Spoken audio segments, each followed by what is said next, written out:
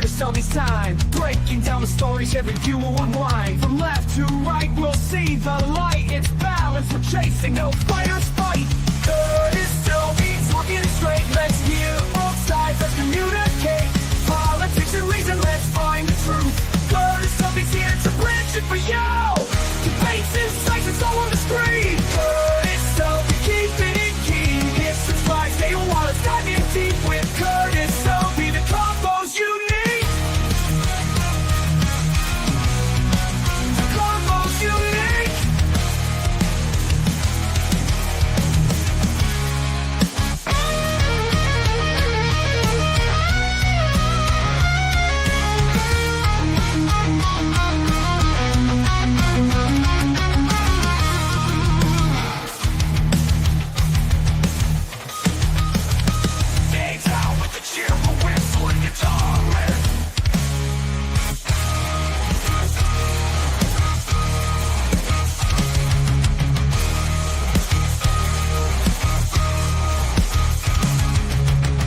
Debates, insights, it's all on the screen. Curtis Selby, keeping it keen. Hit subscribe, stay a while, let's dive in deep with Curtis Selby. The convo's unique. Curtis Selby, talking it straight. Let's hear both sides, let's communicate. Politics and reason, let's find the truth. Curtis Selby's here to bridge it for you.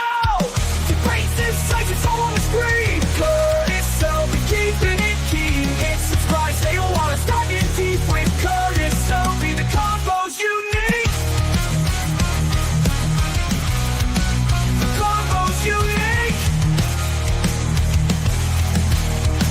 The combos you need.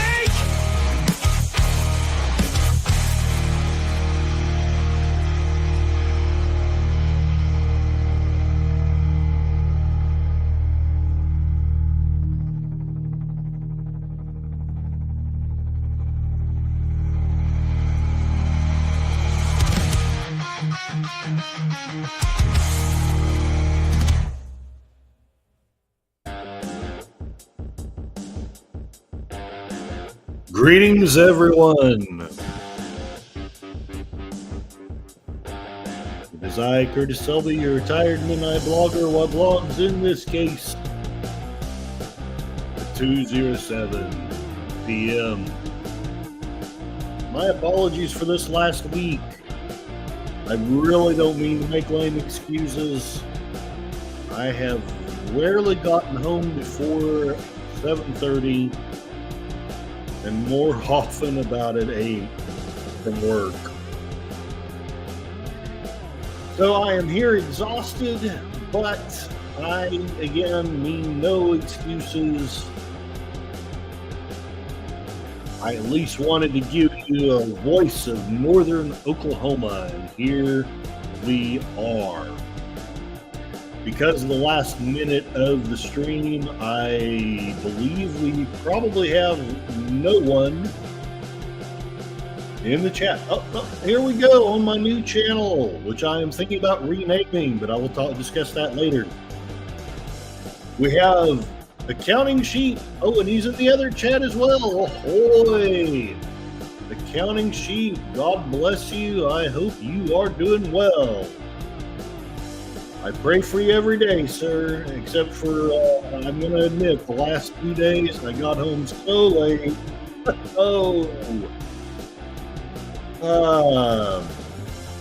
And Accounting Sheep says, hey, one of my best friends called me no one. I don't know if that's a reference to Ulysses or something else, but I salute it.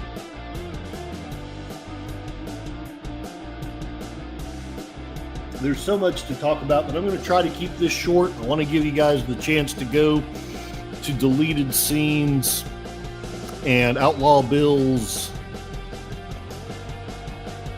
I believe they're having a Western Cinema Presents coming up soon.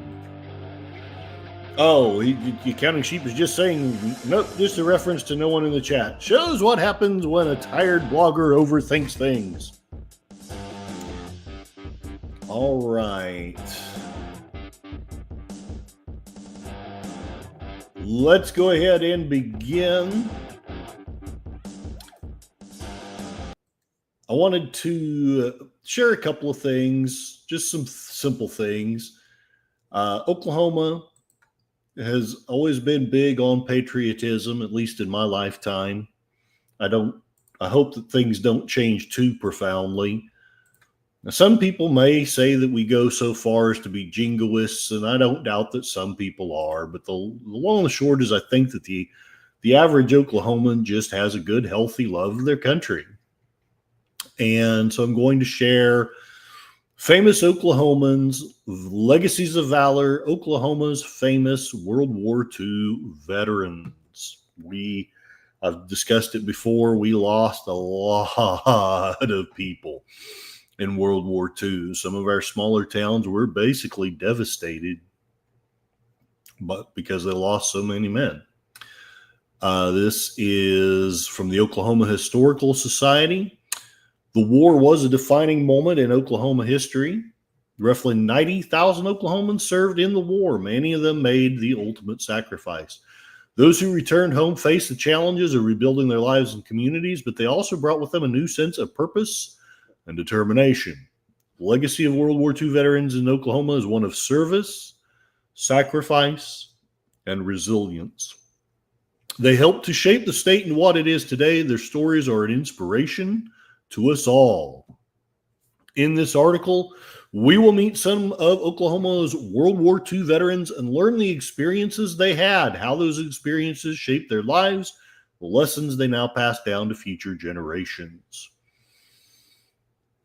Let's meet these brave and influential Oklahomans and their legacies of valor.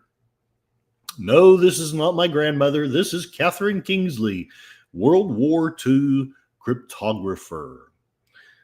She was born in Stillwater, Oklahoma, and descended to some of the original Oklahoma land runners. Was a lover of languages ever since she was young. Coming from a family of strong, educated women, Catherine's pursuit of knowledge and language in particular was strongly supported by her family. This support, combined with her continual hard work and earnest passion for learning, allowed her to graduate near the top of her class at Oklahoma A&M. It was still A&M, like when my granddad went there, in 1943, and earned her a scholarship to the University of Colorado. While there, she was successful in her classes, even met her husband, who is stationed at Lowry Field at Denver. But Catherine longed for home, and upon her return, she soon discovered an opportunity that would change her life and the lives of countless others. The FBI was fervently pursuing talented language experts and communications as translators and crypto analysts. With these talented individuals, the FBI was aiming to assemble a team to crack the coded communications between enemies of the U.S. Following her application in 1944, Catherine received an appointment letter directly from J. Edgar Hoover himself, head of the FBI, hopefully not showing any photos of him in a dress, who offered her a position as a laboratory technician. As Catherine progressed in her work, so too did the sophistication of the code she was deciphering to help keep the country safe. Catherine describes the work she performed in fervently studying texts on specific code patterns. Well, you see, some of these books, they're the ones we studied, so we learned what they said. The codes were like, and then there are books that the FBI had that were classified. You couldn't take them home. You just studied them at work. So then when a code came that we hadn't been able to break, well, then some of us worked on them, and we had to decide which particular code that they used. The ones that were really harder to break, I expect, were the German ones. The Germans are not anything but intelligent. Thank you, Catherine Kingsley, for, saying that. Though she served just as valiantly as any soldier during the war, Catherine was never issued any form of uniform nor a firearm. Her work behind the scenes and rooted deep in clandestine intelligence. I love those words, clandestine intelligence. Maybe that should be the name of this channel. It was by necessity seldom celebrated, but it's his work that helped the Allies know everything from enemy deployments to material shipments and everything in between. I thought that it would be important that maybe 30, 40 years from now, if we didn't tell our stories, they wouldn't know what some of us did on the front line. Silent, clandestine, and immensely impactful, we may never know the true impact of the work of codebreakers like Catherine. For students of today, Catherine made sure to reinforce the importance of her education, especially in math and languages, as the backbone of her success and her ability to help save lives and aid the Allies in their victory. Yeah, the math helped you along with the language, you know. To break the code, you have to know is a little box, and do they go around the outside until they get to the middle or whatever they do to send their code? Because sometimes this is the way it was. I am kind of confused because I'm not a code breaker, but, you know, that's okay.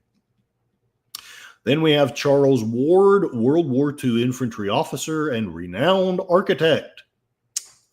As a 17-year-old high school student, Charles Ward vividly remembers the day that forever altered the course of his life.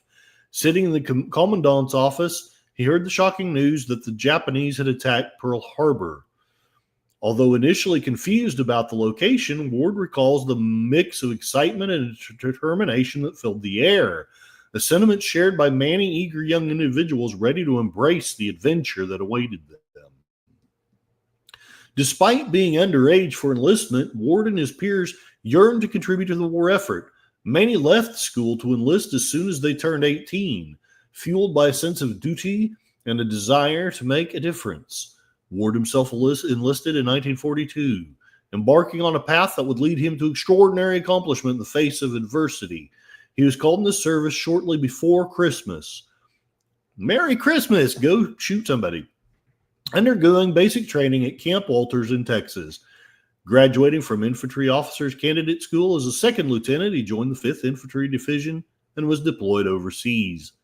During his time in service, Charles was part of several skirmishes and all-out assaults by enemy forces. While Charles survived these encounters, we hope, otherwise you're interviewing a zombie, he shares the realities of war, the horrors of the sounds of war, and the long-term mental impacts of war. I do remember they used to have that syndrome that the men would shoot themselves, you know, called self-inflicted wounds.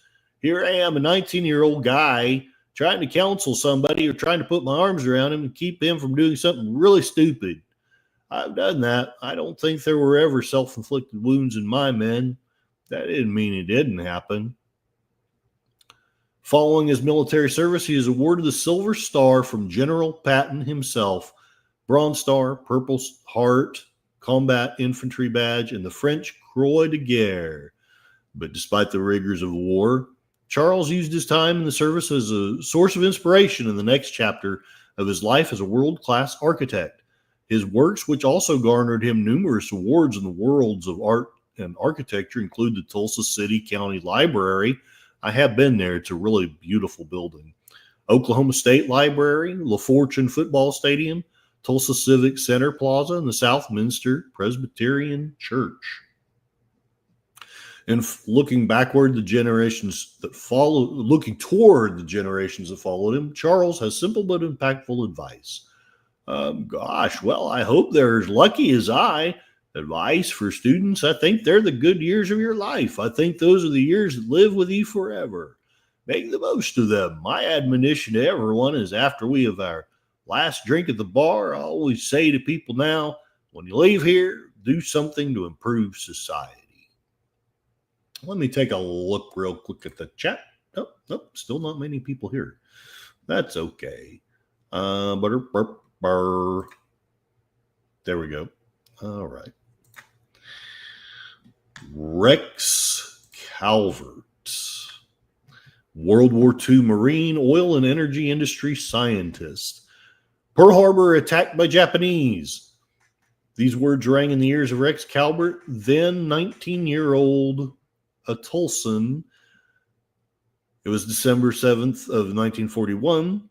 While many others his age jumped at the chance to fight in the war, Rex desired nothing more than to stay in school, graduate, and continue his pursuits in chemistry. Though he did so and even landed a job at Mid-Continent Petroleum Corporation at such a young age, it was only 10 months before he got his draft letter. He was off to war. Surviving the rigors of basic training, Rex was soon hardened into a battle-ready soldier, spending more than a year learning the ins and outs of weaponry like anti-tank guns, flamethrowers, machine guns, mortars, and much more. Rex was assigned to a regimental weapons company in charge of wielding some of the most destructive weaponry on the field. Soon they had their first mission, to clear the Marshall Islands of the Japanese forces stationed there. The Marines approached the Marshall Islands, fully aware of the formidable task that lay ahead. With over 3,000 well-entrenched Japanese soldiers waiting to defend the twin islands of Roy and Namur, the Marines braced themselves for a fierce battle.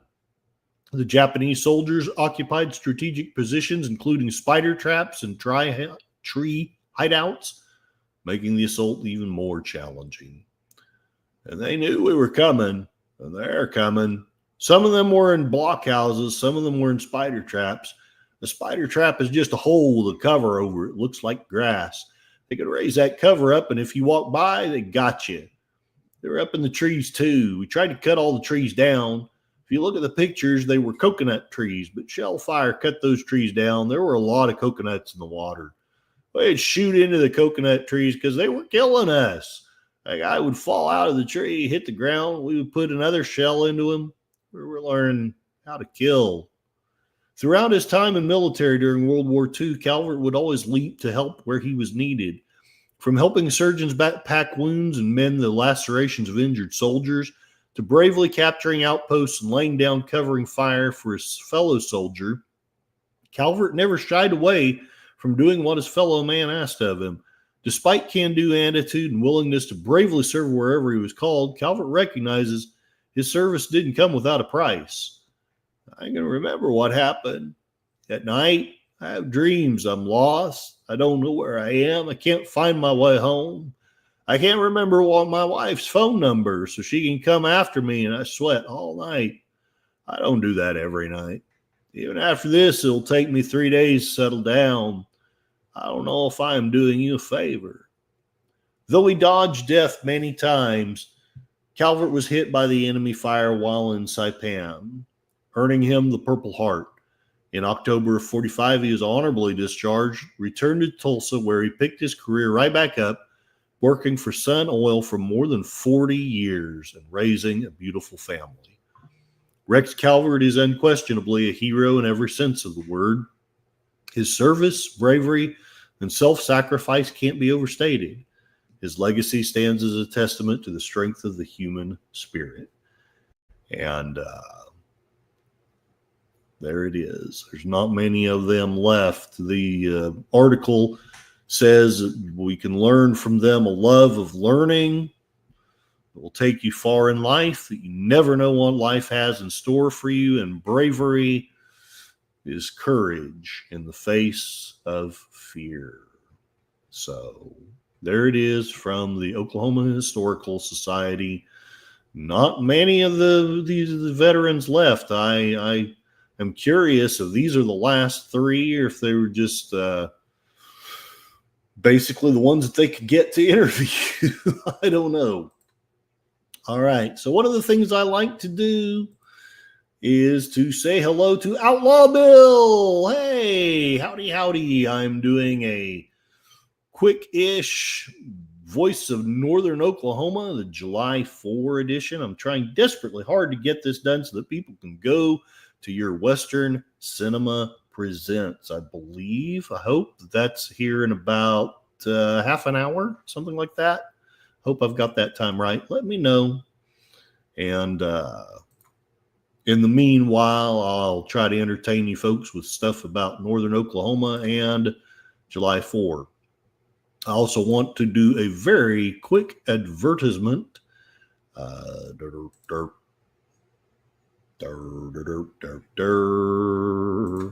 All right. These people have been doing an awesome job trying to help me out. They've been investing a little bit of money, but a lot of sweat equity, if you know what I mean, trying to help out your tired midnight blogger. They've been helping me do some repairs around the house. They've been helping me basically get things all squared away and situated. So absolutely, if I don't advertise for anybody else, I want to advertise for the Tonkawa General Hardware Store. They are doing a 4th of July sale from the July the 1st through the 6th. 30% off power tools and batteries, 15% off power tool accessories, 10% off of hand tools. So if you're anywhere within 30 miles or 50 miles of this place, and you need a hand tool, you need a power tool, you need a battery, come on by. These are good folks. They're doing their best to help out the community and what have you. They're young people, but they've got old souls. This is Kyle Hale, the owner and general manager. Wonderful place. You will be happy that you came. They are at 119 East Grand Avenue, Tonkawa, Oklahoma.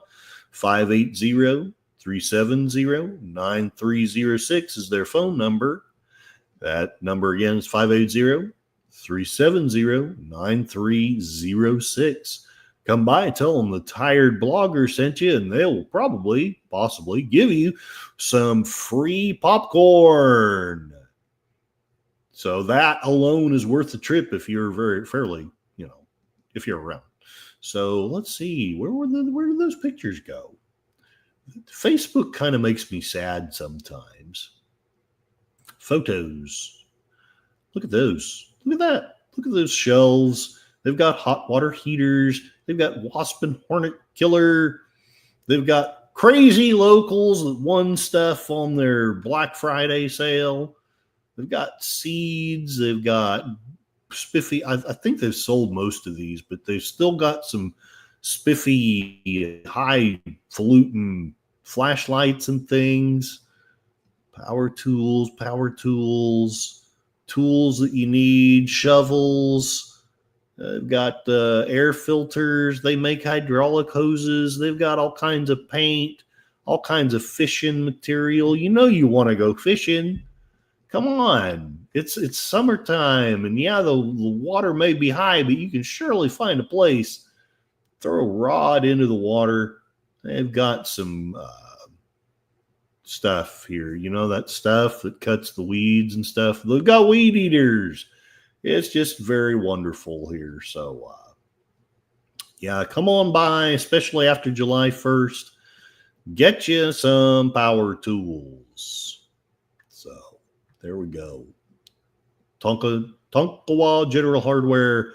Wonderful people building up this community one project at a time. All right, let's get back here.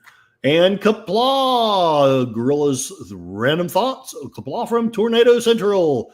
I'll be listening as I sweep and mop. I hope you've been okay. I apologize. This week has just been let's drill Curtis into the ground week. I have hardly gotten home before 7:30, except for yesterday when I came home and the folks from the Tonkawa General Hardware Store had decided that they were going to make their project improvement thing of the day to be your Tired Blogger's home.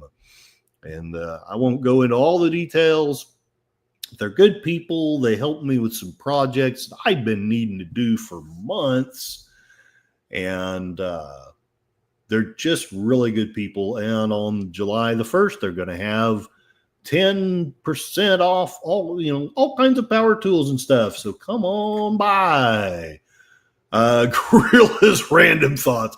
They marked everything up 50% off more and then take 30% off. Well, yeah, that is the way business is generally done. But I don't think that's what they did. I think I don't know the details, but I'm going to speculate. They probably got some decent deal on bulk items and bought a fair amount so that they could take 30% off and still make at least a small profit. So there it is. All right. I'm going to share very quickly, Oklahoma has had no No presidents elected. I'm not even sure if we've had anyone run for president, or at least not anyone impotent. The highest ranking Oklahoman that we've ever had, believe it or not, was just a heartbeat away from presidency at one time, or maybe 2 heartbeats away. His name was Carl Albert. He was born May the 10th in 1908 in McAlester, Oklahoma. Here he is. He kind of looks like a doofus, but, from what I can tell, he was a good guy. Oklahoma congressman and Speaker of the House of Representatives. He passed away February 4 of 2000 in his hometown in McAlester. He was an American politician who served as representative from Oklahoma from 1947 to 1977. I remember thinking, wow, 30 years is a long time. And then I remembered a lot of these yahoos have been there 50 years. So I'm not going to beat him up for 30. In the U.S. House of Representatives, he was Speaker of the House from 1971, the year I was born. That's right, Oklahoma was closest to the presidency the year I was born, through 1977. Because he was short, 5'4" tall, and the area of Oklahoma he represented, he was nicknamed the Little Giant from Little Dixie, because that's what that part of Oklahoma is called. Albert was the son of Ernest Albert, a poor coal miner. I was born a coal miner's daughter. And then I was elected and went to Washington to holler. I was confused about my my overpaid assistant Cassie's telling me something. He had no confusion about his gender. Okay. Well, my apologies. I guess I was confused about that. Anyway, poor coal miner and cotton farmer from southeastern Oklahoma. He received his early education in a 2-room school, but went on to work his way through the University of Oklahoma at Norman, where he graduated with a degree in political science in 1931. So 5 years before my dad was born, he got his degree. He studied law at the University of Oxford on a Rhodes Scholarship, graduated in 1934. After practicing as a lawyer and serving in the U.S. Army during the Second World War from 1941 through 1946, Albert won election as a Democrat, because the Democratic Party used to have a pretty strong hold on Oklahoma. And not to mention politics for political purposes, I'm just talking about the history, to the U.S. House of Representatives. He became the Democratic whip. Whip it into shape. Shape it up. Get it straight. Anyway, he was elected in 1955 to be Democratic whip, and he was Speaker of the House in 1971. Albert served in the House during a turbulent period in American history, one that included the Vietnam War, which ended in 1975, unless you believe the Rambo movies, the assassination, I'm sorry, YouTube, I said it, please don't ding me, of President John F. Kennedy in 1963, the heavily protested DNC held in Chicago 1968, and the resignation of President Richard Nixon. I think that's when he was about a heartbeat away from the presidency of 1974. He twice stood next in line for the presidency, in 1973 after Spiro Agnew resigned as vice president, and again in 1974 after Nixon's resignation. A New Deal Democrat who is an early opponent of civil rights legislation. Ooh, sorry about that, guys. He changed his views and supported President Lyndon B. Johnson's Civil Rights Act in 1964. Interesting. In the 1960s, he drew criticism from the left wing of his party for supporting the Gulf of Tonkin Resolution, which authorized greater U.S. military involvement in the Vietnam War, and for not taking a stand against the war in subsequent years. Here he is. You see him to the right. He's the Speaker of the House. Vice President Nelson Rockefeller is next to him.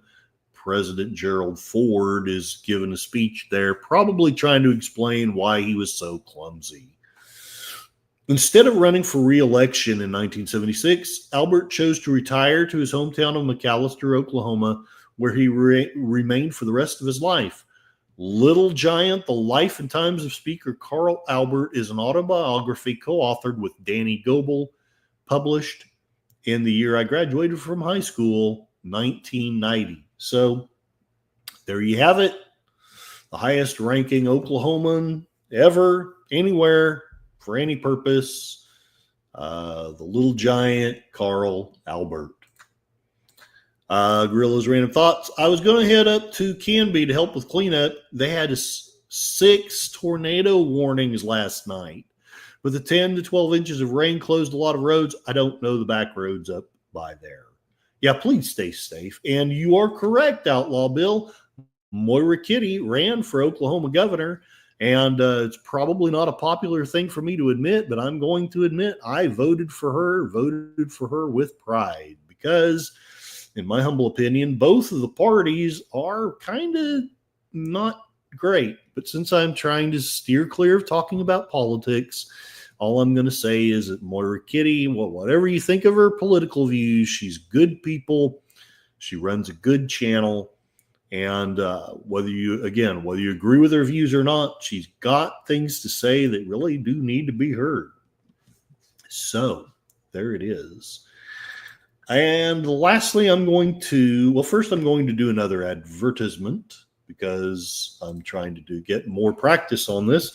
And I do have at least a handful of what I consider paying contributors.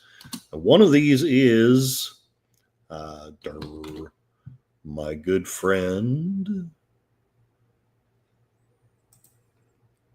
Canada's Canines at Whiskey Flats.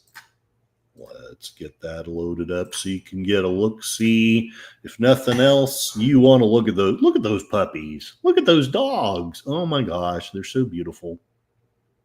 They breed Great Danes and Cavalier King Charles Spaniels. Puppies do come with AKC regs and vet records. This is no puppy mill. This is a loving family, love their dogs. They do vet who they go to. So if you're a big dodo head, please don't even bother. Look at this.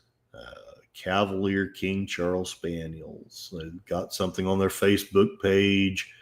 They got 2 kinds. The first type of dog that just cuddles into you, and the second type that is barking out the window, having the time of its life.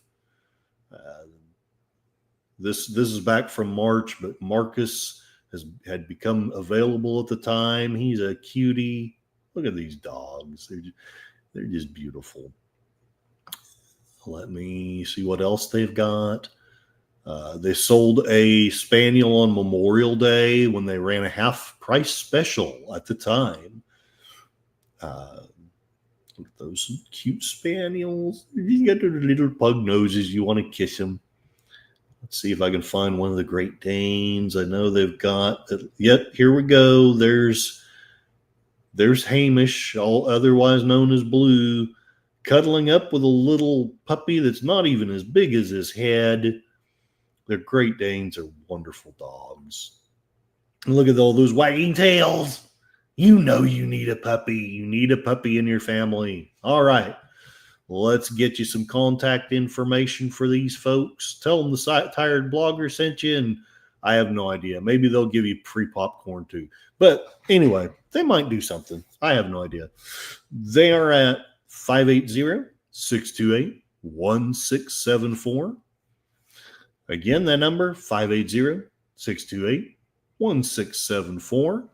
And they can also be reached on the internet at Sonia Canada, not to be confused with Red Sonia.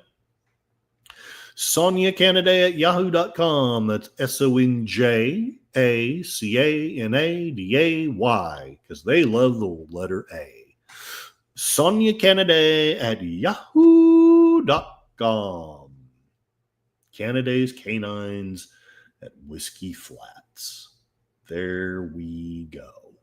All righty. Let's get back to the chat real quick. Yes, Outlaw Bill. I graduated 1 year. I was 18 in life. You got it. 18 in life, you know. In the class of 91, I really thought about going to your karaoke last night, but I mentioned, you may have been here for this. The hardware store decided that they like to do projects helping out the community. And they decided that I was going to be their project. So we worked late into the night cleaning things up and repairing things and just making this place a lot better place to live. Not that it was bad before, don't get me wrong. Yeah, but you know, there's just things that I've been putting together, repair things that I've been putting off, and they were quicker about it, better about it. Something that would have taken me 3 days took them maybe an hour, maybe. Really good people. So there's reasons why I advertise for them. They don't just pay for a meal on occasion or whatever. They put their sweat where their mouth is. That sounds weird. And they help people out. So Gorilla's Random Thoughts is making us feel much younger, saying he was born in 91. At least you remember 9/11, so I don't feel quite so bad. But yes, it makes me feel old. Gorillas was born after I was in high school. He was born the year I went to college. Wow. Or, well, sort of. I went to college in the winter of 90. Yep. Gorilla's Random Thoughts as a youngster. And he still knows more about me than YouTubing. They're kids these days and they're YouTubing. They're streaming stuff. Gorilla says, my gray hair is already going full bore. Well, as sad as it is for me to think about, you would be in your 30s. So at least and the way life is kind of hard. Yeah, we get gray hair anymore. Outlaw Bill, Curtis Selby yes, Outlaw Bill and Curtis Selby are the old dogs. And we've got on the new channel, I can't click on it because StreamYards is kind of a poop head, Mikey Susie 4. He's saying, hello, Brother Curtis. Prayers for Brother Larry Tuesday with his heart surgery. Thank you for reminding us, Mikey Susie 4. Yes, please. If any of you are praying types, and I think most of the people I'm talking to in the channel are, at least a little bit, that didn't come out right, but I hope you understand what I mean. Please send up some prayers for Larry of Be Yourself Adventures. He's a great streamer. He's a great guy. And he's undergoing heart surgery, and that's got to be scary. I know it is personally because my son had heart surgery. It's a very scary thing. It really is. So please send up some prayers for him. I want to spend the last few minutes just talking just a very little bit about the American Revolution itself.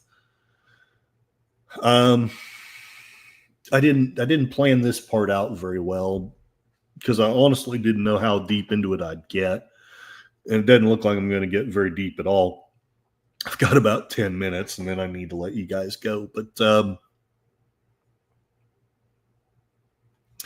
essentially, a revolution, I think you can look at the facts and see that it was very unique. If you study history, you learn that most revolutions do not end up building up a strong country. It usually destroys countries. It usually destroys people. They often lead to freaking famine and violence and riots and nothing good. Tyrannies pop up out of them. But our insurrection was carried out by 13 of Great Britain's colonies. It began in 1775, ended with a peace treaty in 1783. The colonies won political independence and went on to form the United States of America. The war followed more than a decade of growing estrangement between the British Crown and a large and influential segment of its North American colonies. It was caused by British attempts to assert greater control over colonial affairs after having long adhered to a policy of salutary neglect, which is a good way, I think, of explaining some of the things our government's been doing. I know, I'm trying not to be political. Until early in 1778, the conflict was a civil war within the British Empire. Afterward, it became an international war as France in 1778 and Spain in 1779, you don't often hear about that, joined the colonies against Britain. Meanwhile, the Netherlands provided both official recognition of the United States and financial support for it. It was engaged in its own war against Britain, the Anglo-Dutch Wars. From the beginning, sea power was vital in determining the course of the war, lending to British strategy a flexibility that helped compensate for the comparatively small number of troops sent to America, and ultimately enabling the French to help bring about the final British surrender at Yorktown in 1781. Yeah, it took 2 years to get a frickin' treaty made up. The American colonies fought the war on land with essentially two types of organization: the Continental National Army and the state militias. The total number of the former provided from the states throughout the conflict was 231,771 soldiers. That's a lot of people, especially considering, if I remember correctly, forgive me if I'm wrong, I don't think there were more than about 4 million people throughout the colonies at the time. So that's a pretty fair number of people. The militias totaled 164,087 soldiers. So if I'm doing my math right, that's not quite 10% of the population. That's a pretty strong investment of people. At any given time, however, the American forces seldom numbered over 20,000. In 1781, there were only about 29,000 insurgents under arms throughout the country. The war was therefore one fought by small field armies. Militias, poorly disciplined and with elected officers, were summoned for periods usually not exceeding 3 months. The terms of Continental Army service were only gradually increased from 1 to 3 years, and not even bounties and the offer of land kept the army up to strength. Reasons for the difficulty in maintaining an adequate Continental force included the colonists' traditional antipathy toward regular armies. People forget this, but a regular standing army was anathema to nearly all of the founding fathers. It was considered a tool of tyranny. The objections of farmers to being away from their fields, the competition of the states with the Continental Congress to keep men in the militia, and the wretched and uncertain pay in a period of inflation. I won't get into it, but there was actually an uprising of soldiers in Pennsylvania that nearly took down our government because they weren't getting paid. By contrast, the British Army was a reliable, steady force of professionals. Since it numbered only about 42,000, heavy recruiting programs were introduced. Many of the enlisted men were farm boys, as were most of the Americans, while others came from cities where they had been unable to find work. Still others joined the army to escape fines or imprisonment. The great majority became efficient soldiers as a result of sound training and ferocious discipline. This is the British Army. The officers were drawn largely from the gentry and the aristocracy and obtained their commissions and promotions by purchase. Though they received no formal training, they were not so dependent on a book knowledge of military tactics as were many of the Americans. British generals, however, tended toward a lack of imagination and initiative, while those who demonstrated such qualities often were rash. Because troops were few and conscription unknown, the British government, following a traditional policy, purchased about 30,000 troops. Don't you just love it? Let's just buy some troops from various German princes. The Landgrave of Hesse furnished approximately 3/5 of that total. Few acts by the crown roused so much antagonism in America as that use of foreign mercenaries. I won't go any deeper into it. Essentially, we felt that we were being oppressed. The British felt we should just shut up and pay our taxes and go on. And I'm painting with a broad brush. There definitely were Americans that felt that we should stay loyal to the crown and that Britain was a good government. And there were Brits who criticized the government and would probably be locked up now for criticizing. Yeah, I said it. But yeah, there was quite a time of confusion, things going on. I hope to be able to talk more about this revolution later. Gorilla's Random Thoughts is saying, still making out better than my cousin. Oh, okay. I don't know what that means, but that's okay. And Gorilla's Random Thoughts also says, we will be doing a stream for Larry on Tuesday, and so is Mikey. Okay. Well, God bless you guys. All right. I'm going to call it a stream. If I was smart, I would probably send a link out. But anyway, please make your way to Outlaw Bill. Western Cinema Presents. I'm not really sure I remember what movie they're presenting, but it's usually, not always, usually really good. And when it's not really good, it's entertaining to riff. So I'm going to start the music. Maybe.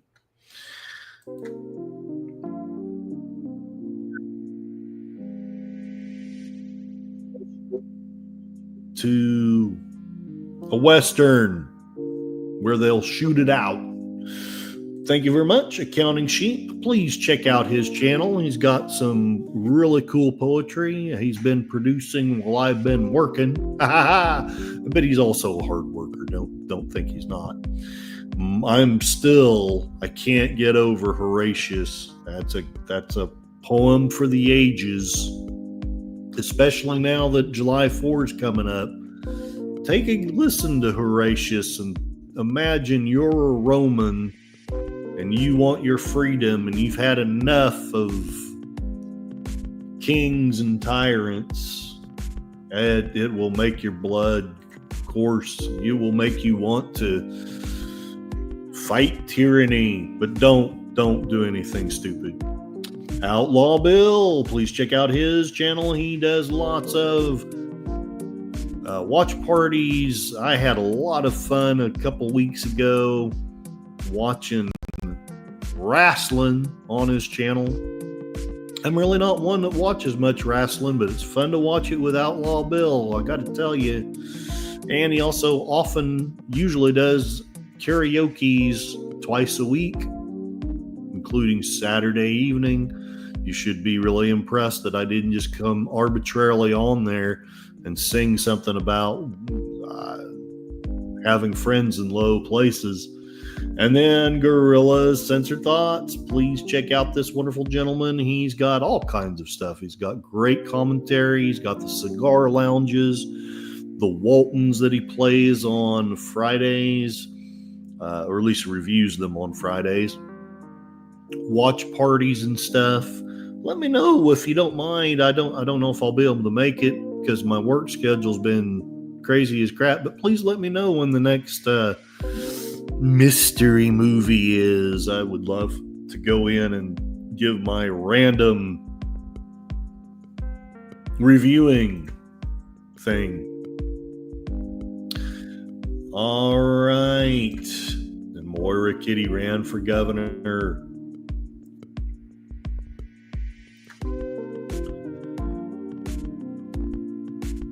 Read the previous comment, then it will make sense. Okay, so your cousin has more gray hair than you do. Got it. Going. Okay. Going full bore on the gray hair. And Connie Cleary, hail and well met. Don't never worry about being late. This woman, she supports so many channels. It's crazy. I don't think she ever sleeps. Please check out Connie Cleary and her second channel, Fluff Chick Productions. On Connie Cleary's channel, you'll see lots of beautiful videos of the birds that she helps in that pet store, accompanied usually by some very soothing and beautiful music. And on Fluff Chick Productions, you'll see her doing some really crafty things, really cool and spiffy things that I don't have the creativity to do. She will turn a pumpkin into a giant eyeball. She's also been doing some podcast type things with Dino, who runs the night-long mystery theater radio shows. They are incredible. So those two are coordinating quite a bit more. And she often has a movie night about twice a week, which I missed the entire last week because I didn't get home until about, I don't know. I got home at 10:30 one night, and I want to say 9:30 the next night when I thought I was going to be home at 7. Anyway. Gorillas is also starting up Star Trek Destiny very soon. Tonight at 6 will be the mystery movie, so I will try to be there. And his cousin is bald and younger than him. Well, I was younger than you too when I started to go bald. Well, I finally think I've come up with a cool ending phrase. It's short, maybe sweet, maybe simple, but whether you come from Oklahoma or whether you're from all the way across the world, I would invite you to fall in love with northern Oklahoma. And I hope all of you have a wonderful evening. I hopefully will see you on one of the later streams. Good night and God bless.